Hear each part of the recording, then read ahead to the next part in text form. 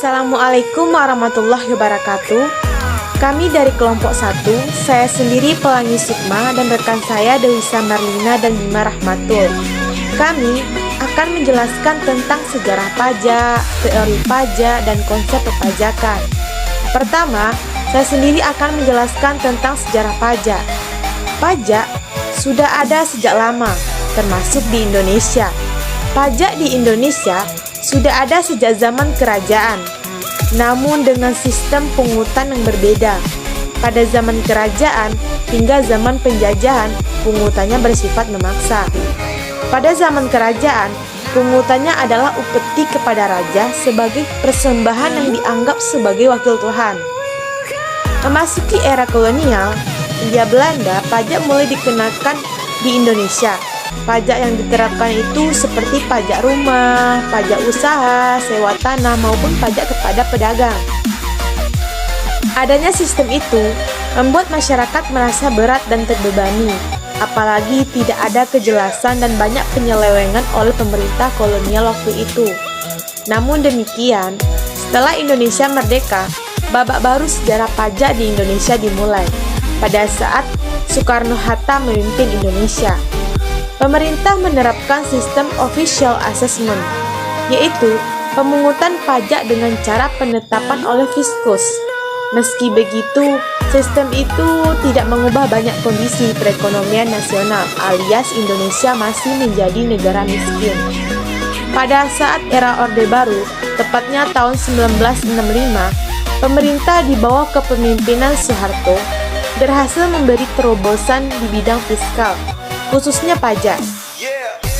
Terobosan ini pun diterapkan oleh Amerika dan beberapa negara Eropa lainnya karena terbukti efektif dalam melakukan pemungutan pajak. Hingga saat ini, pemerintah masih menerapkan sistem social assessment dalam pemungut pajak.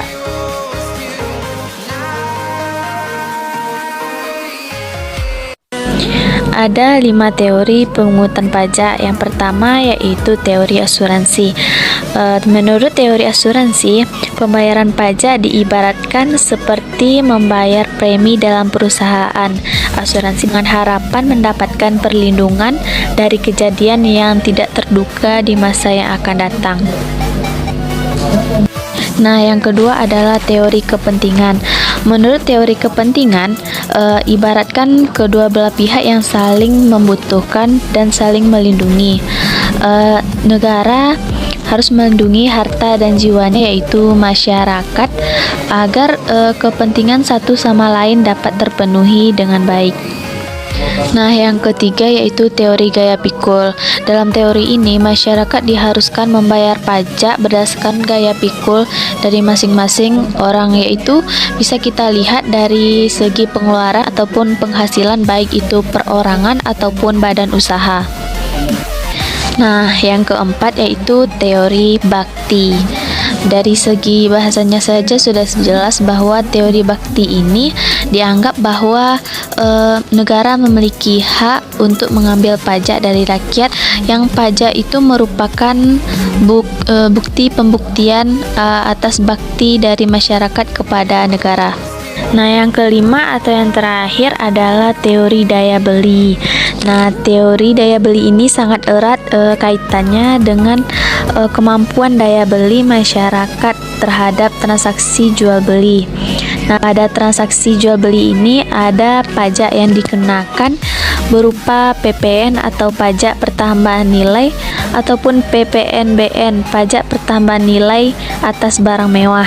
Semakin mahal harga dari suatu barang, maka pajaknya tentu akan semakin tinggi pula. Selanjutnya, konsep perpajakan. Yang pertama ada pengertian pajak.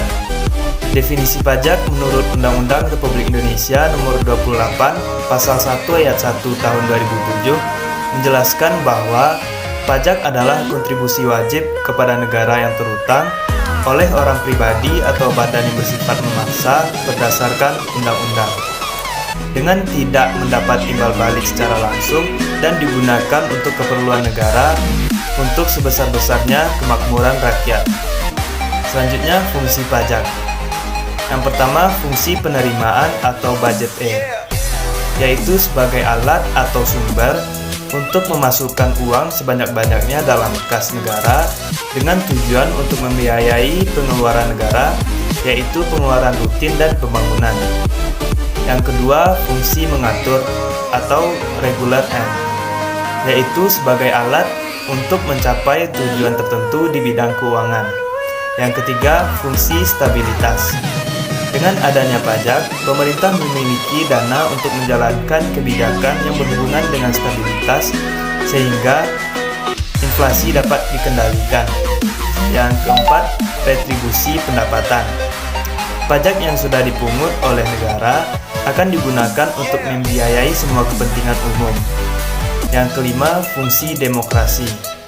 Pajak yang sudah dipungut oleh negara merupakan wujud sistem gotong royong. Selanjutnya, sistem pemungutan pajak. Yang pertama, Official Assessment System. Yang kedua, Self-Assessment System.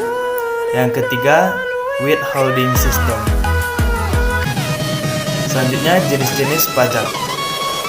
Yang pertama ada pajak penghasilan atau PPH. Yang kedua, pajak pertambahan nilai atau PPN. Yang ketiga, pajak penjualan atas barang mewah atau PPNBM. Yang keempat, bea materai atau BM. Yang kelima, pajak bumi dan bangunan. Dan yang terakhir, pajak daerah.